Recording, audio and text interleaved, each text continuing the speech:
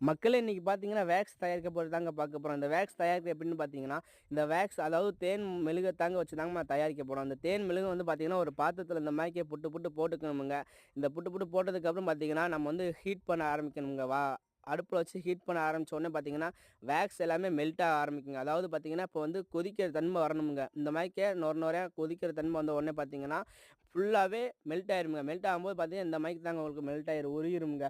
இந்த உருகுனத பார்த்தீங்கன்னா, அப்படியே எடுத்து ஒரு பாத்திரத்தில நம்ம வடிகட்ட ஆரம்பிக்கணுங்க. இந்த மாரிக்கே சல்லடை மாரிக்கு வச்சு வடிகட்டணுமுங்க. இப்படி வடிகட்டுனோம்னா, வேக்ஸ் மட்டும் கீழ போய் நிக்குமுங்க. அதாவது இந்த அடசல் வந்து பார்த்தீங்கன்னா, மத்த எல்லாமே இது பூரா கழிவு பூரா மேல நின்னுக்குமுங்க. சுத்தமான வேக்ஸ் மட்டும் கீழ நிக்குமுங்க, கீழ போய்.